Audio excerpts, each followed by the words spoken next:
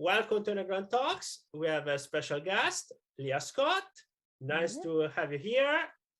So today we're going to talk about Enneagram, Type 6, and the word now goes to Leah. Please introduce yourself to start.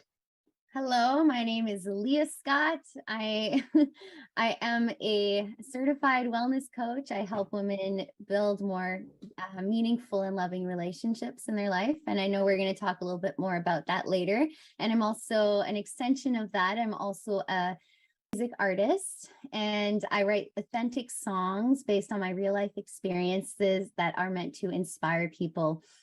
Pop music with like some electronic R&B, hip hop vibes, but it's all authentic real life experiences. So it's all about inspiring people that you can overcome, your life challenges despite the odds. And so that's a little bit more about myself. Other than that, I'm ENFP 6.7, and I'm mostly just someone who's super interested in this stuff. I'm not actually an expert in the Enneagram, so it should be fun.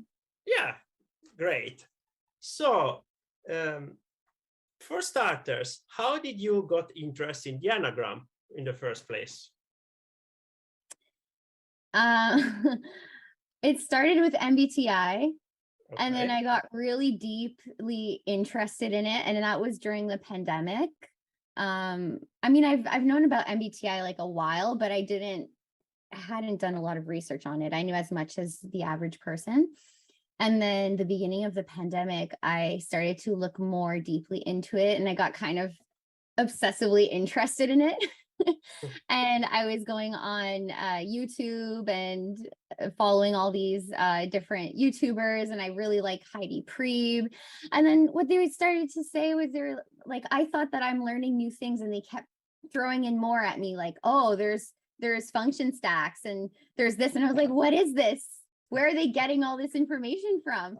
And I'm like, can't stop myself because I'm so interested. And then next thing you know, these coaches on YouTube start throwing in Enneagram. Oh, you mix Enneagram with MBTI. I was like, what? There's more? Like, when does this stop? And because you're always throwing in more things, and I'm like, what? Anyways. So I kind of, at first, when I started to consider Enneagram, I thought to myself, okay, I feel a little bit overwhelmed. Like, I need to go see the sunshine. Like, I've been doing too much research. I'm too interested in all of this. I just found it very fascinating. And because it really, it's such a powerful tool to have. And so I started to look more into, so I told myself, no, I'm not going to look too much into Enneagrams, because it seemed really complex. And at the same time, I took one of the generic tests online, and it told me that I was pretty much every personality type. Yeah. Because as you know, 6 and 9 have a very awful time in typing themselves, especially in tests, because the 6 and the 9 as a defensive strategy, which is meant to track behavior. But Enneagram is about motivation. So which type did you get at first? Which type did you consider before realizing you were a 6? I got everything except for one. But and then I thought, okay, this is ridiculous. This is not accurate. So I stepped away and thought, I'm not going back until I thought, unless it's just so complex that's why it seems ridiculous. So I went back. I originally thought, okay, and I didn't put that much thought into it because I was already stressed out by all the information I learned from MBTI. So I thought, okay, maybe I'm a 3. So I thought, okay, maybe I'm a 3. So I kind of started to see how that fit and try to observe as I'm going through life. And then eventually I realized I was trying to find my wings. I was like, am I a wing 4 or a wing 5? And then I thought, wait a minute, maybe I'm a 5. Maybe I'm actually a type 5, not even a wing 5. What if I'm a 5? What's interesting, an observation I want to make here, is that often the type 6, that is especially the self-pressed 6 with wing 5, would think to be a 5 at first, because they read the description, tracking behaviors, they see maybe the partner is more awkward, etc. They will start to resonate with that. It's like, oh yeah, 5. But there are clear differences, because 5, for example, is a constant seeker knowledge. It's like always learning something new for self-sufficiency. 6s are like more, I want to know enough to be safe. It's not the same defensive strategy. So for example, if you go online, and this made me laugh because it's when I see that, I know that the person doesn't know what we're talking about. For example, what can happen? The question like, am I a 5 or I'm a 7? I will list all these traits. Tell me what you think. In the moment that you see that, you don't, if you know even in teeny bit of type 5, you know that the person is not a 5.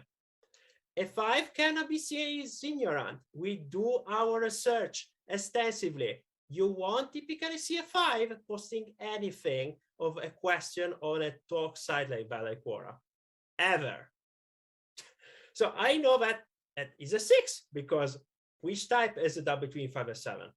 Is a 6 because of the wings. Yeah, there you go. Is that also there is a certain retentiveness with the sexual 5? There is more of the I share, you share. Is a counter type of 5 is friendlier, but there is still a retentiveness. So, but go on now. Yeah, no, thanks for sharing all that. It's like so deep. I mean, I'm just like always like trying to keep up, like, okay. Yeah. But yeah. So then I thought, but then after like researching more, I was like, because it was driving me nuts. I wanted to know, I wanted to get to the core, to the root of this information. So I kind of, I got to the point where I thought, okay, no. Oh my gosh, I'm a 4. I'm a 4. And then I started telling my friend, like, and again, I'm not a pro in Enneagram. So this was just me looking into it and apparently reading something where you might come off self-centered sometimes. So I told my friend, I was like, yeah, like, I know I come off self-centered and stuff. And she was like, actually, I don't see that at all. And I was like, what? And she's like, no, I find you like very like giving and kind and caring. I was like, I don't get those vibes from you. And that I kind of thought it was weird, but I thought maybe it's just her that's not getting those vibes. And I just kind of kept going along thinking, okay, like, trying to figure out if I really for sure am a 4. And knowing that there's a chance I could be wrong too. So then what happened was I was kind of questioning it. And then I thought to myself, I mean, I actually had a bit of a suspicion that I could be a 6, but then when I read it, I didn't like it because it felt like the part of myself that I thought I had overcome. Right. Yeah. And I thought that's not a personality thing. Those are the things I overcame. And so I didn't really know that I would be a 6. And I took the test so many times and I eventually found Catherine's test, which I took, but I did get a 4, but then like with those signs like, oh, you're yeah, they're not this. And I got like a long list of your most How many? Like all of them? Yeah, they were all like you're most likely a 6, and I had like 1,000 notes. 7 notes, yeah. And then I took it again and I was like a 7, but it took me so long to do the test because I wasn't sure which direction she wanted me to go. Like, how is she asking the question? And it was so stressful because I also had to dig deep about my childhood because they're supposed to consider your entire life. And you need to say 5, 10, 15, 20. So what is true for you during your life? Yeah, for the test to be more accurate. Yeah. And that is such a emotionally draining experience to take that test. It took me, on average, it takes me 3 hours to do it. And I know that that's not the case with everyone because my friend did it in front of me in 20 minutes. But I think it just depends on the person. So then what happened was I met a real 4. That's what happened. So I actually made this friend, and it was like the second or third time we hung out. And I had already kind of suspected I could be a 6, but it was really subconscious, right? One thing that I add is that you bring a very good point. The 6 versus 4. often the 6 and the 4 confuse themselves because there is an error in the transmission of the anagram. Many people think that 4 is the most emotional type. Wrong. 6 is. I still thought that. Yeah, the 6 as a characteristic that doesn't identify with emotion, but is more emotional. It constantly go like, yeah. So there is like a big emotional wave with the 6. But the 4 instead can look more emotional because we start to lament, because we go, what's missing? Focus. So we start to complain, etc. We identify very emotional, so they can look more emotional. But the 6 is more emotional than the 4. I actually thought I was really cool for a while. Like, I just felt cool because my whole life I worked to try to find like my grounding. And I had kind of gotten to a place where I felt more grounded, but the interesting thing is, like, when I thought I was a 4, and then I actually met a real 4, the contrast with our personalities made it so clear to me that I was actually a 6 in the moment, which is very strange. Like, we were hanging out, and like, my friend was just not concerned about certain things, and it's not a huge deal, you know. To me, it wasn't that I was stressed out, it's just that I was thinking of certain things. And so I found myself like, oh, maybe you don't want to do this, and like, why does it matter? And I'd be like, oh, because, you know, well, what if this happens or something? And then he, you know, he would kind of be like, you know, and it was kind of, it wasn't a bad interaction. It was just like it was just like such a contrast in the fact that I sounded like I was worrying a lot. I didn't feel stressed, but the contrast of our personalities made me realize that, oh my gosh, what if I'm a 6? And I actually said that to him because I talked to him a bit about the Enneagram. So it was kind of an interesting little thing. And then I was like, well, the test is so, he's like, well, just take the test again right now. It's like, it takes me 3 hours. And he's like, just take it. And then I thought, you're cool with me taking the test for 3 hours right now, but I guess we were both interested in it. So he's like, yeah. So I sat there and I said, okay, well, can you help me? Because I noticed already, I've known this person for like not that long. And right away, he actually noticed certain things about me that I had not seen in myself, like how other people actually benefit from me. Like, I didn't even realize how kind and giving and loving I was, or how much my relationships mattered to me. Ironically enough, my entire life, I researched and went out, and I always cared about having meaningful relationships in my life. And it's something I spent my entire life really learning to kind of, you never really master, but learning to master, right? To really become more of an expert in, so I could have more of those loving relationships in my life. And I had really, regardless of all this work I had done, I didn't see in myself that I was such a kind person that a lot of people were benefiting from talking to me and learning a lot of things when we were talking. Like, there's a lot of things I hadn't seen in myself. And so he just saw it, and he kind of like pointed these things out. So I said, okay, I know we're not supposed to have help doing this test, but this is what makes it challenging for me to take the test. I said, when I see a question, I'm seeing this question, and I'm wondering, am I supposed to answer based on how I naturally am, or what I want to be like? And there were a lot of different things like that I just didn't know. So I did, like, he sat there, and there were a few questions I asked him for clarification, or a few things that I wasn't sure about myself, because I was answering all the relationships and friendship stuff like kind of as if they were not as important because of my life experience. You know, we all have unique life experiences and beliefs that we don't necessarily see right away. And so for me, it was kind of like, you know, he did help me a little bit with the test, even though I answered for myself. And it was the only time I actually got a 6. After like a year and so or more, I can still say like I'm pretty like 9.9% sure that yes, I am. I know I'm the 6.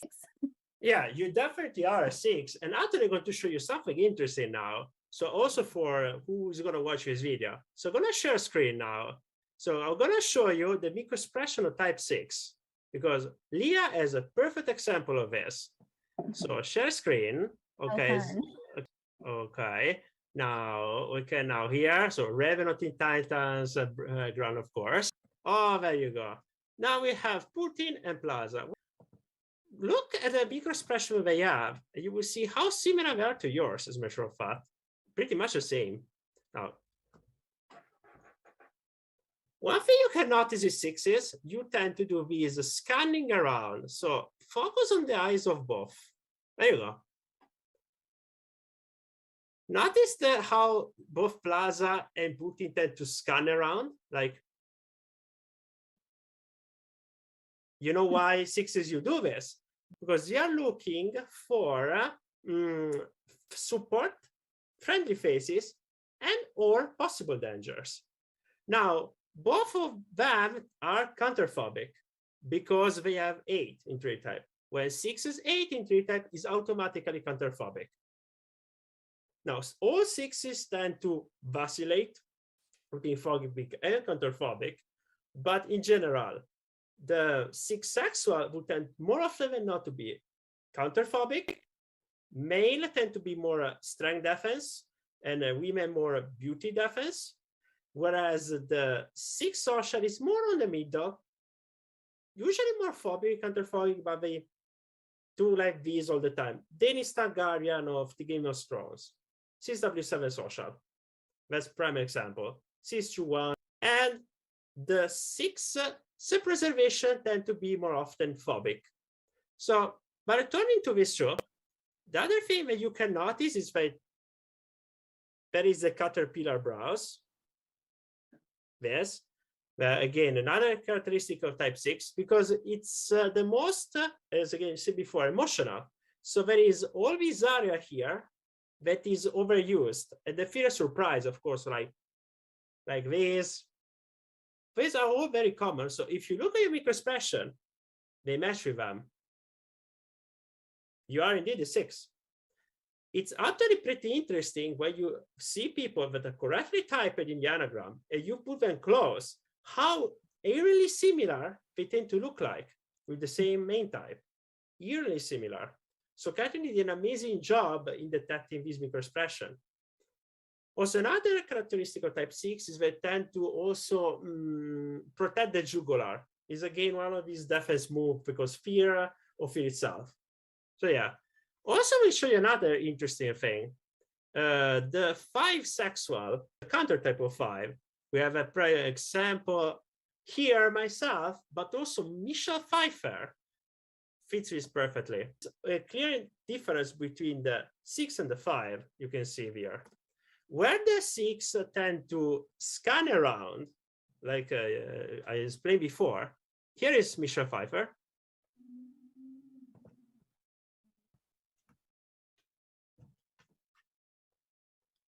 Yeah, she's bisexual. The female one you know to notice her posture and notice how her eyes she's tracking.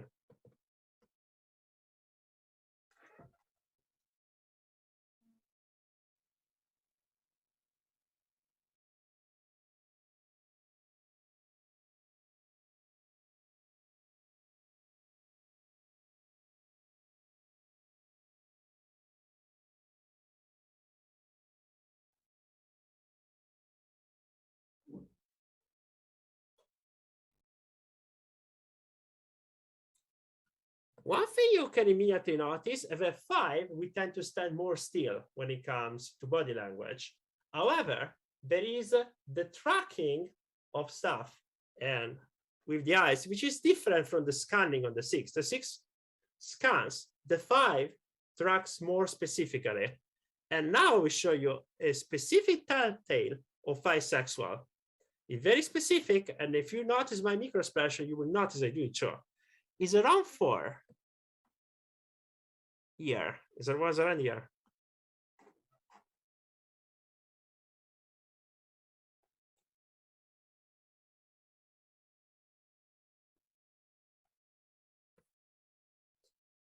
You noticed? You see, this is a specific trademark. So basically, there is this tracking, focusing on the target of interest, in this case, is focusing on studying the other person. And you see this sharp, intense gaze, focusing the person, that's a telltale sign of a bisexual. She focuses on what's observable. The bisexual seeks the ideal rapport, the ultimate rapport. So there is the I share, you share, dance. So confidence is the theme of bisexual. It's very easily understood bisexual. So yeah, Michelle Pfeiffer is totally bisexual like me. No doubt about it. So yeah, so that's showcasing the difference. So if you know basically the defensive strategy used by the person, you check the microexpression, you check what they are tracking. This is useful body language, if you know it.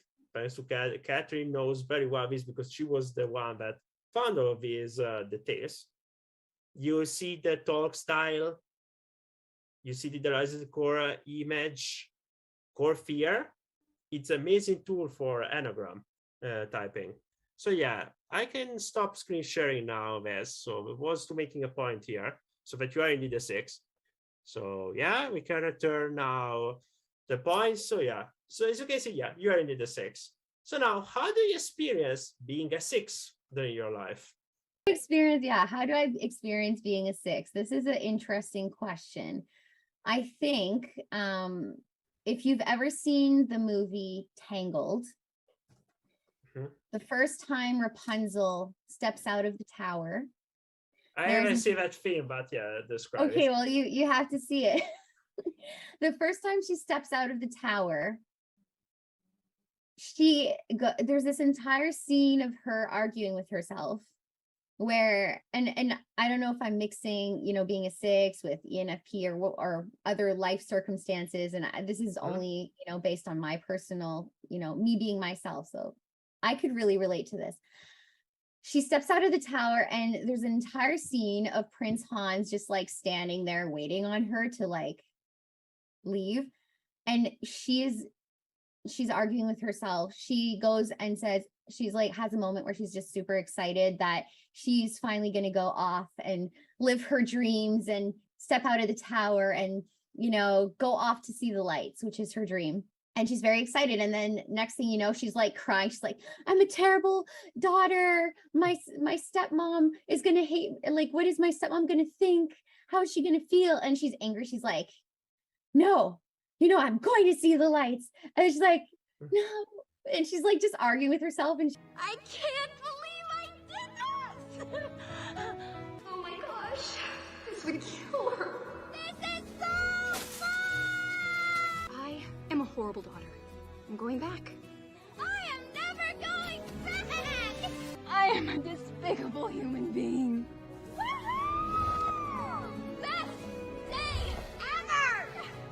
She has so many different emotions, and it's meant to be this cute little comedic scene, but I can really relate to that scene, and I've definitely experienced a lot of that in my life, definitely when I was younger, more intensely, but I feel like that kind of encaptures my experience really well. And that could I'm not sure how much of that is like 6 specific or other variations, but yeah, I definitely experienced a lot of that, I think, but as I got older, I really found a lot more of my grounding, and I think the whole validation thing, I think if it's done in a healthy way, like for me, when I was younger, if I wasn't sure of something and I didn't, at the time have a lot of, much of a support system.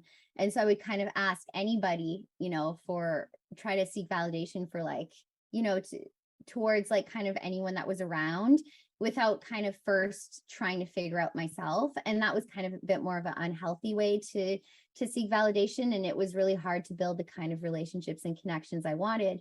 But then, as I got older and life experience and learned a lot about myself and learned to better communicate and understand myself, over time, in a more healthy state, I learned to kind of formulate my opinion first and trust myself. But then that validation is still important to me, because what happens is if I don't get a certain level of validation from someone I trust, right? That's the key. Go to someone you trust. go to someone you trust and kind of ask their opinion, and that validation is really healthy for me, you know, at least. And so to get to that point, I kind of forgot where I was going with this, but it's just like a lot of thoughts in my head. So, but yeah, to get to that point where, you know, seeking, so this is what I was going to say, seeking that validation is still important, even from a healthy state, because if I don't, what happens is I continuously wonder if this is the right decision. And it's not, it's actually, I've learned to trust myself, and I trust myself, but things as simple as settling on my cat's name, okay? Yeah. Or settling which pair of glasses is the style that I'm going to like the most and that suits me the best. I don't fully know how to explain it yet, but, you know, I'll come to, you know, for example, I didn't buy new glasses for like 5 years because I had never gone out with somebody that I trusted to kind of give me their second opinion once I select my favorite ones. And so one year I thought, okay, this is, if I just need somebody's opinion. I was dating this guy and I asked him, I said, I know you have a lot going on this weekend. I'm going to go get my eyes checked. Can I send you a picture of my top favorite glasses? And can you just like, let me know your opinion? And so I was going around, I picked my top favorite glasses. There were like 4. Okay. I narrowed it down and then I sent it to him, and his favorites were my favorite. And right away, all of a sudden, I felt very sure about them, and I got them. And it took me like 15 minutes in total to pick out my glasses after 5 years of not being able to do it, just because I kept thinking there's so many directions I could take with this. Which one suits me best? Which one's, you know, and it just doesn't stop. So getting that second opinion from someone I trust just really helps me to, you know that that's the right decision. And it's not, and again, it's hard to explain because I do trust myself.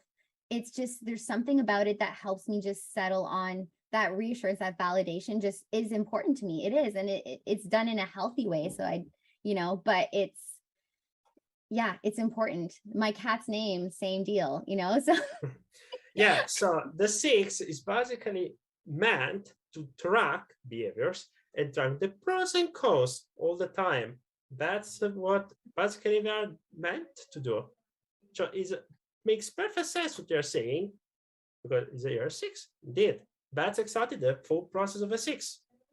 Yeah. So I think I did understand why they say the support system is so important, because I do like to have those close relationships in my life, and it's important for everyone. But I do definitely really appreciate, having people to be able to kind of, bounce ideas off of and finally just settle on something and move forward. Right. It really does help me. And I do find it's, part of me being a healthy individual.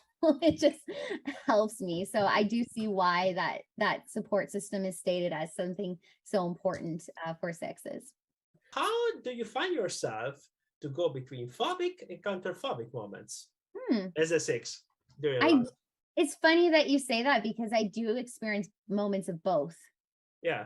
I didn't realize that was kind of like a technical why to it. But when I was little, I was very, very, very shy, and to the point where I would whisper my mom's ear because I didn't want to speak to anyone under any circumstances, because that terrified me. And she would push me to do it anyways. But a lot of my childhood, I felt like I missed out on a lot of fun, because I really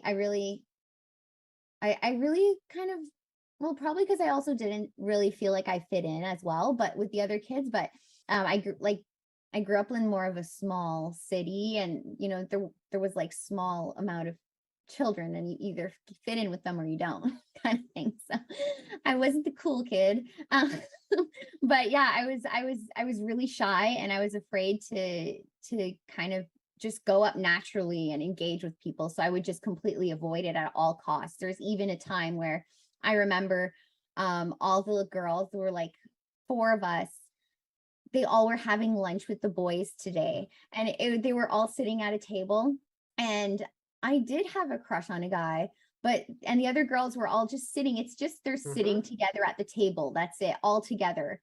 And I was terrified, and they're like trying to invite me over to the table. And I was like, no. And then they're like, well, who do you want to sit with? And then they said the names of all the guys. And one guy actually came and grabbed my chair. I was really young. Okay.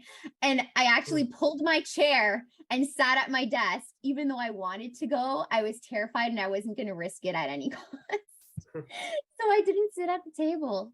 And I was like, when I was young, I was so shy. If a guy asked me for a hug, I would run away. I would literally physically run away the other direction. Because the 6 has this vacillating nature. Yeah. Then the interesting thing is I always wanted to be a singer. So like over time, like I really would face my fear, and I would embarrass myself by like, I don't want to say embarrass myself, but I would feel embarrassed because like I would go up, I would cry, I would forget my lines, but I kept going up until I was able to just start going on stage comfortably. And I kept doing it until I was no longer afraid. And I did that with a lot of things, because there came a point in my life where I realized, okay, if I keep this up, I'm going to miss out on life. I'm going to be watching people having fun, and I want to live my life. So I started like strange experiments in order to try and stop caring what people thought of me. I would walk around with garbage bags on my head in the sunlight and like paint my face. And I was just like trying, people thought I wanted attention, but the whole purpose of this exercise was that I had to stop caring. Yeah. Over time, like I did grow very like more comfortable in social situations. And a lot of that was even just surrounding myself by the right people and learning to see what was good about me. So, I did this whole thing, right, to kind of get to where I am today. But I definitely went and oftentimes learned to like overcome my fears, because hey, I really want to have friends. I really want to go have fun. I really want to be on stage and be able to perform. Like I was known as the singer for quite a while. I would, go on stage and sing, and people then would, a guy literally asked me, because I was shy, but then I would go on stage and I would sing. And a guy asked me at school, he was one of the popular guys. He tapped me on the shoulder, and I turned around and he asked me like, are you shy, or are you just really stuck up? and I told him I was shy, but like I didn't understand why he was asking that.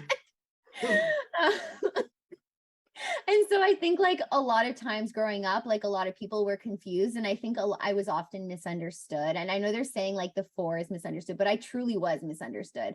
I think it confused people, because sometimes I would just completely avoid a situation. And then, other times I would completely be like, I'm facing my fear, and people would find that I'm very like courageous. Right. And so I do both depending on the situation. I really do both. Depending the situation, but the trademark word, it depends on the type 6. And one interesting thing that I'm going to mention is that the 6, especially the social 6, is likely to become the class clown if they have a negative identification with social, to seek attention. Interesting. You will often see, for example, a CSA4 that like all 3 negative identification, but for a while did like the class clown.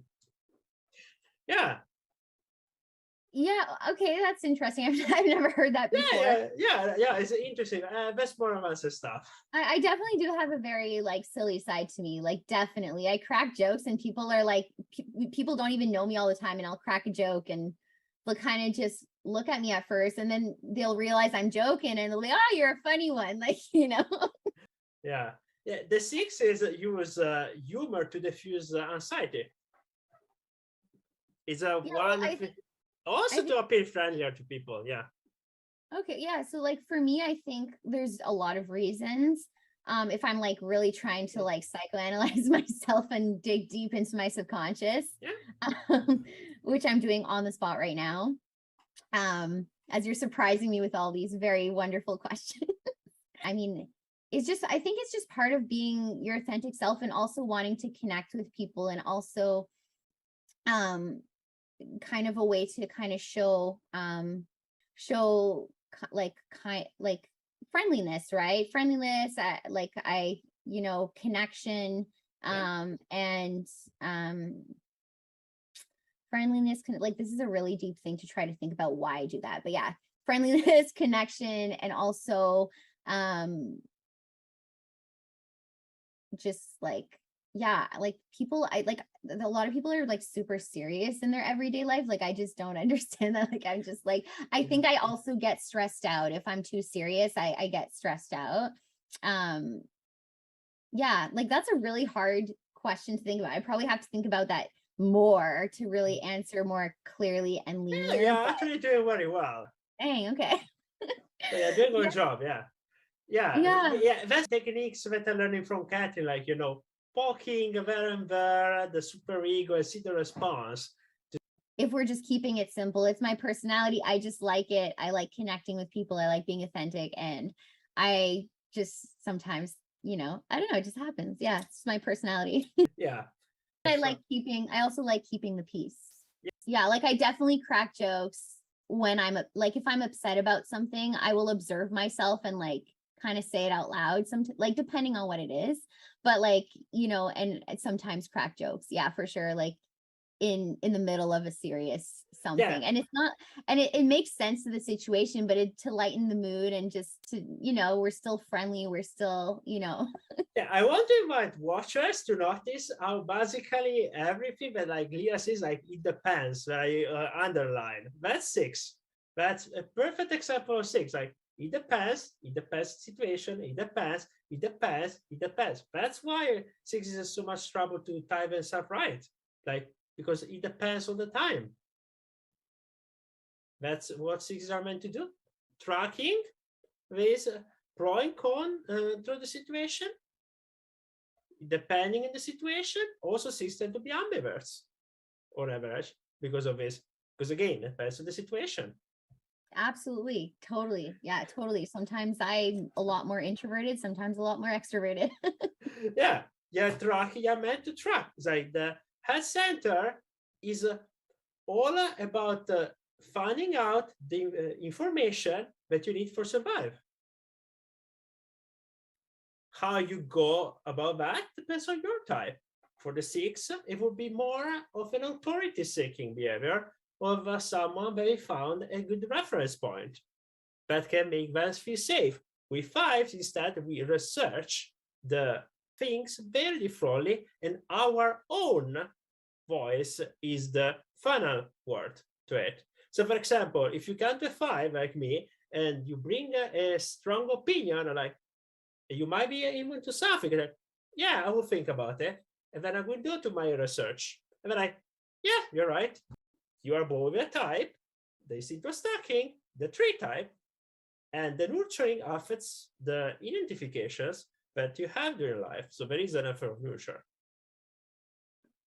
And the point is, life, you guys more wise over time.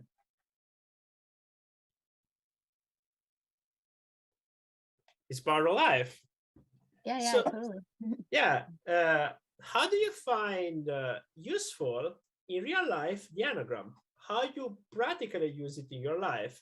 Because theory is cool, etc., of course, but also it's interesting to see how you apply in real life the Enneagram. So it gets more live sensation of how you use it. Yeah. Yeah. I think for me, like anytime I even share these tools with anyone, the number one thing I say is use it as a tool, not a rule. I think it's really important to definitely be very present with the person in front of you and like try to figure out who this person is, as opposed to being like researching. Okay, I know like you're saying 5 year research first, but like when it comes to people, I think it's important to really remember to look at the person, get to know them in real life. Yeah, definitely. And then use like something like Enneagram as a tool, right? And so for me, it's helped me understand myself on a deeper level. Like the Enneagram is deep. Like even as we're doing this video, you're asking me questions, and I know that Enneagram was deep, but I wasn't even expecting you to ask me such deep questions. And the truth is, you can't really understand Enneagram or talk about it without really focusing on those deep aspects, because it really helps get to the core of certain things about yourself that you might not even really have ever thought about. And that's the thing, as people, we go through life and we have certain beliefs about ourselves and what other people think about us. And the funny thing is, oftentimes we don't actually stop to check in to see if that's true. We don't actually like ask people like, what do you think about me? What is it that my strengths are compared to other people? Because if something is your strength, oftentimes you don't know that, because you don't know you're swimming essentially. It's the water where you're swimming. Yeah, you might not notice. It's easy for you, so you don't know how that compares to other people. You don't necessarily notice all of those things. You might know like one or two things, but you don't know all of them. So with Enneagram, the really cool thing is it really helps you uncover those deeper things about yourself. For me, uncovering I was a 6 helped me realize on a greater level that certain things I thought were wrong about me were not wrong about me, you know? And it at first it was kind of a bit emotional, because I thought that being a 6 was something I overcame, right? Before I knew about Enneagram, like, oh, why do I seem so, like, why am I questioning this? Why do I worry about this? Why am I always asking? Like, when I was younger and in a less healthy state, I would, always be projecting and seeking validations. And I think I drove some people really nuts, and I want to be gentle to myself, because, it's just based on what I was going through. But, looking back and understanding that, hey, that was just me not knowing that, this is okay. And this is not something wrong with me. And then, I remember when I would project, when I was in, a less healthy state, I didn't have a lot of support, and I would project, and I would actually worry that I'm stressing the other person out. And that worry that I'm stressing the other person out would then stress me out more. And then I would start worrying more and talking about it more and seeking more validation. And if that person's not giving me proper validation, then I would worry more. And then it would be this like long loop of anxiety and stress. And that's when I was younger, right? And it definitely made it hard for me to build the kind of relationships I wanted when I was younger. But then I would think, oh, what's wrong with me? Why can't I just be normal? Like, I see other people, they're not like worried about all these things. They can just be chill and have their grounding. Like, how do I figure that out? Right. Yeah. So kind of realizing that these things I was learning about and kind of healing and all of this stuff was actually not something that's like actually essentially wrong with me. Is actually just my personality. Allowed me to kind of let go of a lot of that, like that, that shame or even like beating myself up over things that weren't actually wrong with me. And then like kind of even not worry so much about, being, it's like this whole thing I'm trying to explain, but it's, I think at the end of the day, like realizing all of this, and that, hey, this is just who I am. It's okay to think a lot. That doesn't mean I'm overthinking. It's only overthinking if you allow it to stress you out and you're stressing other people out to like a great degree, right? And I think a lot of people, if you're a thinker, they're fast to say, oh, you're overthinking, don't overthink. And then you think something's wrong with you. And I that's not necessarily a healthy thing that's not a kind thing to say to someone. I think that's a lot people not understanding thinkers, right? Like sometimes people don't really understand. And so learning about the Enneagram has allowed me to really understand myself on a deeper level, which has then allowed me to better communicate with others, and which has allowed me to then strengthen the relationships and connections in my life and build more of that support system that I wanted, which then in turn allowed me to get more of what I wanted out of my life and be a lot happier and more successful overall. So Enneagram is one powerful tool, that has helped me learn to, again, understand myself better. Then when you can do that, you can then communicate better and then have stronger connections in your life. So yeah, and especially 6s have to learn that due to the projection, that often they tend to project stuff that doesn't happen and at this point or their likes on other people. My mom is a 6. She's just 6 through 1 social. So she projects all the time, whatever she likes, everyone else must like that, and so on. She's projection the time. 6s have to learn to start to listen more to other person than just project what they actually think. And yeah, especially this is problematic with the 6A4. The 6A4 is still proactive, especially the sexual would be, especially with male, the strength defense will often just blow up to showcase with our nature, sometimes putting like the photo like this or the bicep like in their pages, etc.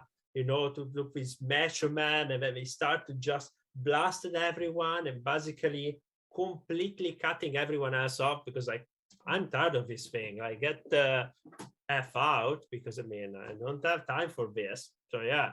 And often will alienate a lot of people because, for example, the CSA4 has to learn when to say thing and when not to say thing, because they normally like immediately like this, especially if they're extroverts.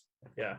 And I think too, like to what you're saying, just to add on to that a little bit, I think that, that also has to do a lot with like, whether you're a healthy version of yourself or Also, you're like, maybe someone who doesn't have a lot of support and like trying to figure it out and find that grounding.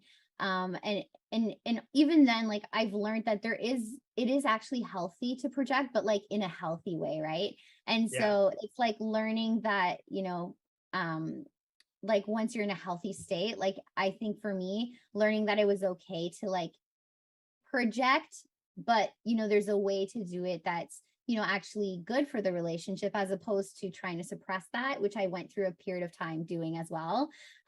So there's a balance, I think, to be had where it's like, there's that healthy projection that allows those connections to really be formed. But then, as you were saying, like there's then the unhealthy projection as well, where it's like, it's something that obviously, with work and with, understanding yourself better, then you can kind of communicate better with others and have more of those relationships. I often run a CSA4 that reported to me this tendency that I have. Also, they personally with people like this before, because what happened with me, 548 sexual is the friendless 5, but 5, we're gonna report what we observe, because it's not observable with our research. So what's gonna happen, but usually being a 5, I will go and report, hey, I noticed this pattern somewhere, whatever, website.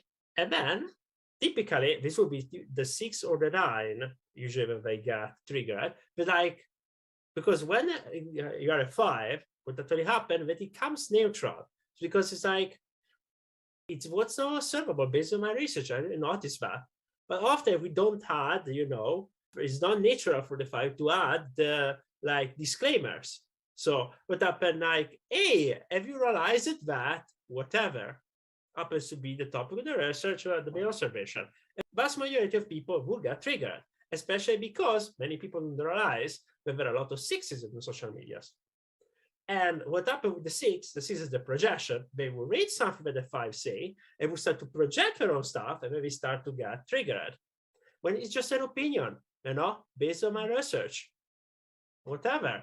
So, for example, I was at a Buddhist group. And so I went there because they invited me.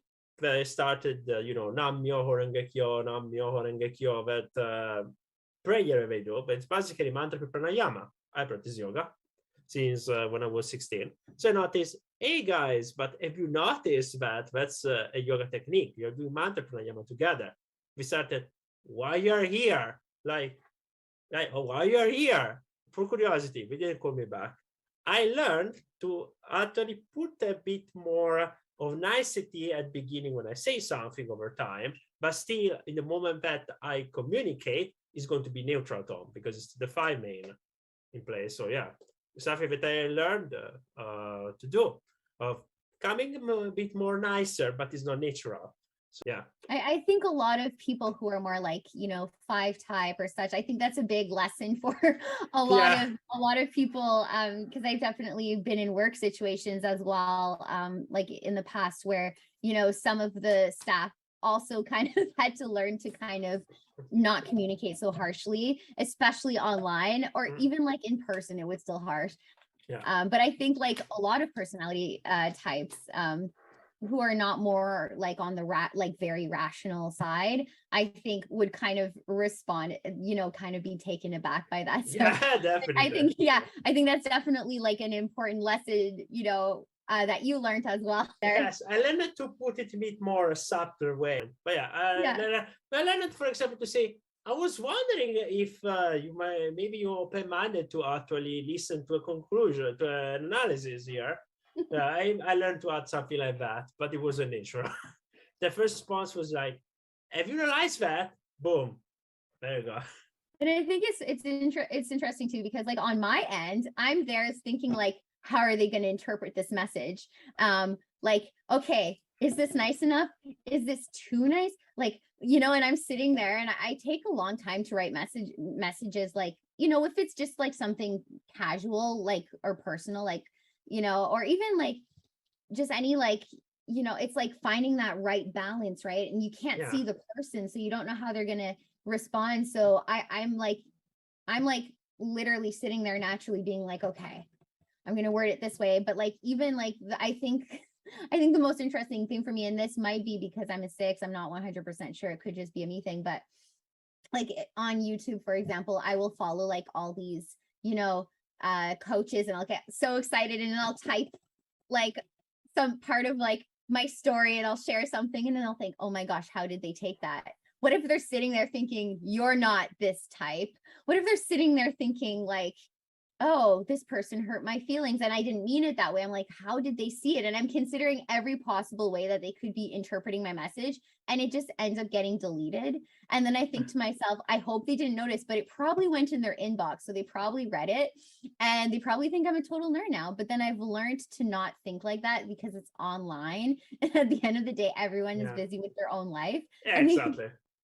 So yeah, it's like a bit of the opposite end of yeah, is the 5 versus the 6. One interesting thing that I'm going to argue is that the 5 sexual, as I mentioned before, is a very misunderstood type. This is basically sharing intellectual talk, deep talk, one-on-one, building connection. And there is this increased emotional capability compared to the stereotype of 5, which is the 5 self-preservation. Often a 5 sexual will be mistyped. And usually the mistype that I will have for me is 4 the most. Also I have 4 in Tritype as well. So it's a mix of things, and it's very active 4. So yeah, some people will mistype me to 4 because of that. That's countertype. Countertype are more difficult to track compared to the stereotype, because the stereotype, everyone knows what are the stereotypes of types. If you have reading anything about the Enneagram, they're all over the place. But if you have one of it is the countertypes, chances are it is going more difficult to find your type.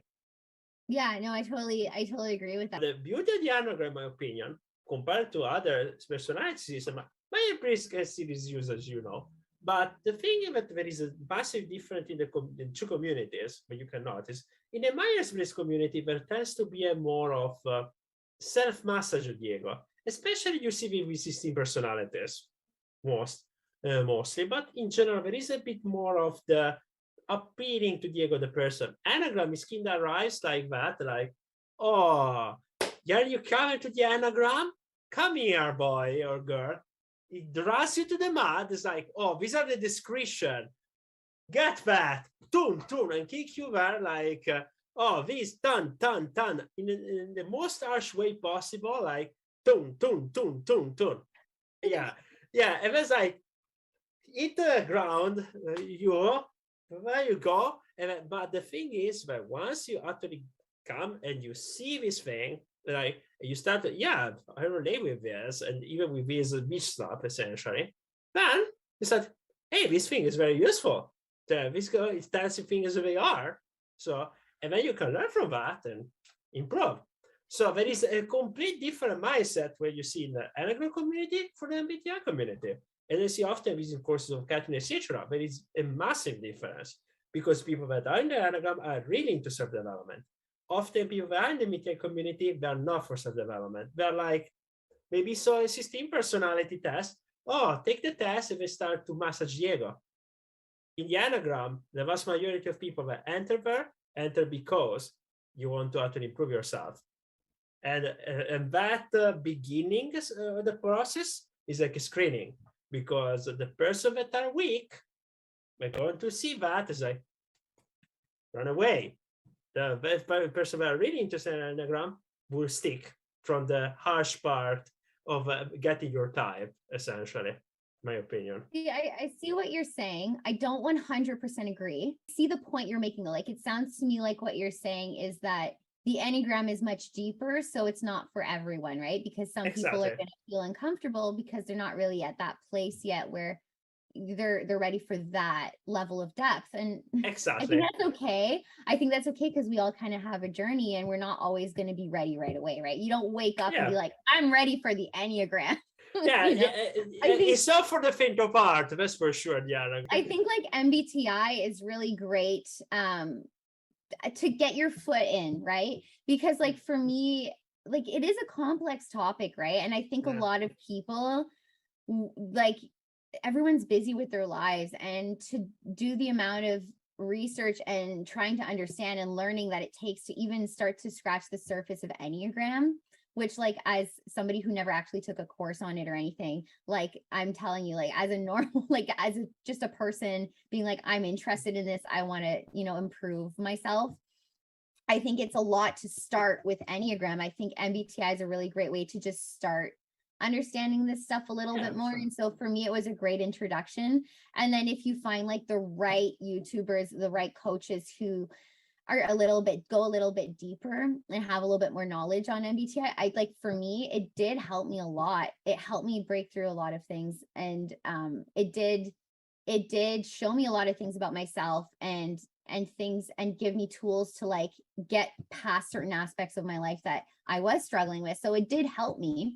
Yeah. But then, the Enneagram was kind of like the next level for me, the next step. So like to the point when I finally uncovered Enneagram, I was like, oh no, this is going to be so much work to understand, right? And I almost didn't know if I even wanted to go down that rabbit hole. I had already gone down the first rabbit hole. Do I want to go down the second rabbit hole, right? And so I did obviously go in the rabbit hole. And then I'm like, and there's tritypes and wings and instinctual stacks. Like, oh my gosh, when am I going to see this? And the Institute is going to change the expression of the tritype. And that there is the identification as well, positive, negative, and neutral. So yeah.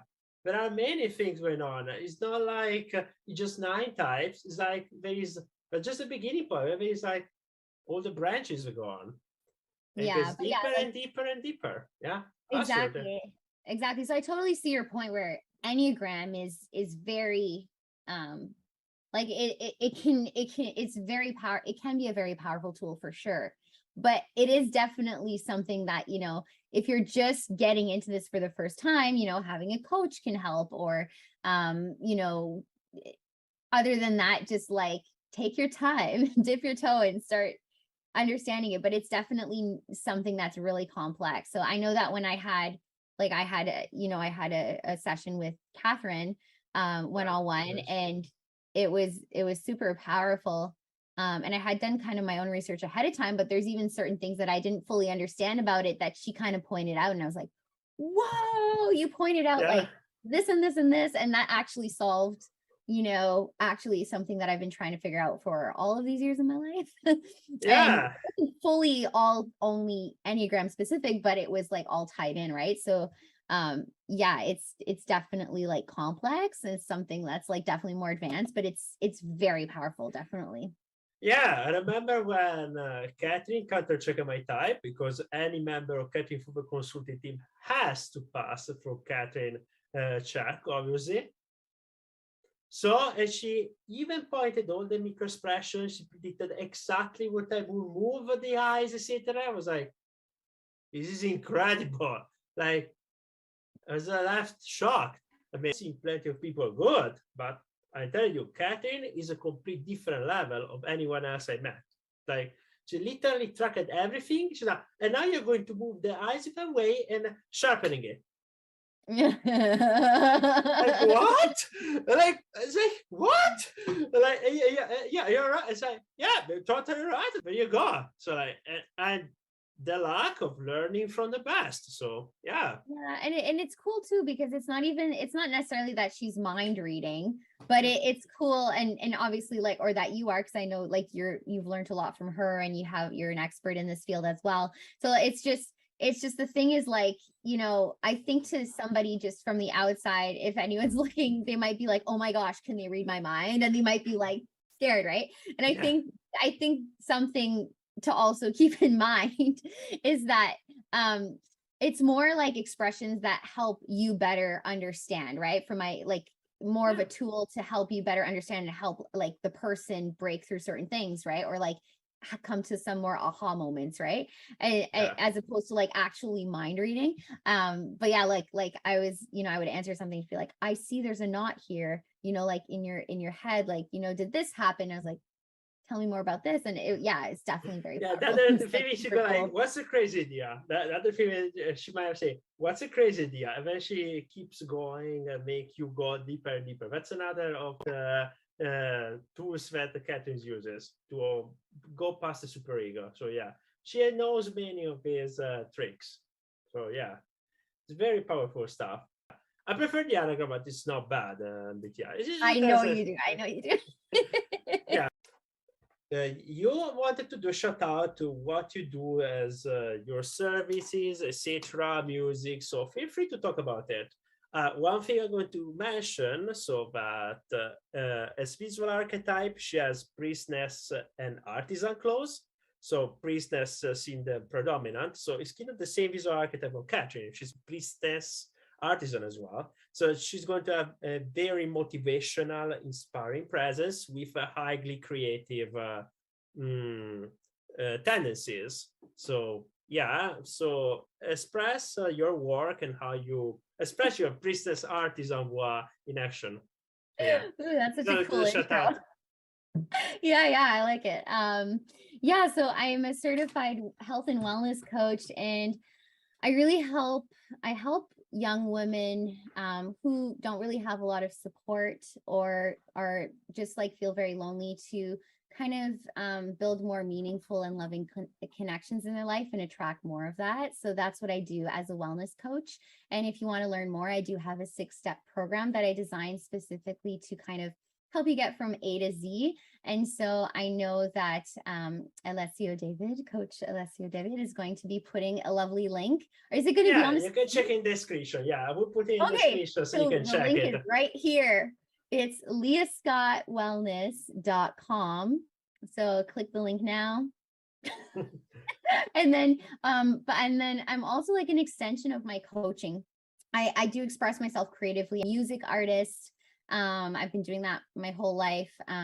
So I recently released a song called It Ain't Easy. And there's a music video and everything. And it's really about finding more of that inner peace and trusting that now everything is going to fall into place the way that it's meant to. All my songs are authentic songs written from my heart and written from real experiences I've had. And, but yet there's still pop music. It's like commercial pop style. I'm an independent artist, but it's commercial pop style with like electronic and R&B, hip hop, soul vibes. And you'll see my most recent song with the music video, and it's a sequel to the song that was before that called Frozen. And it was kind of more about, more of that is more about like the difficult feeling of struggling to move forward and feeling frozen, and it's called Frozen. I do dance in my music video as well. I like studied acting, singing, dancing in college, and I did a lot of that. So I like to incorporate in my creative stuff, and I really just like to spread more inspiration and love and just hope through my music and my creative work. And so that's something I'm always going to be doing. So yeah, make sure you do go check out my music stuff as well. Yeah. Perfect. Okay, it was a fun interview. So to my subscriber and watcher, go and check her work. The links are going to be in the description. Subscribe. Yeah, and I also just wanted to thank you for having me on, because I feel like our intro was super quick and we kind of skipped over that. So thank you so much, Coach Alessio. Thank you so much for having me on. I'm really glad that you were able to invite me on and make my dreams come true, because as you know, I've been fantasizing about being on a cool YouTube video for personality stuff for a while. You're welcome. Thanks for having me. Whenever you want, you're welcome. So yeah. Okay, so see you later. Okay, bye.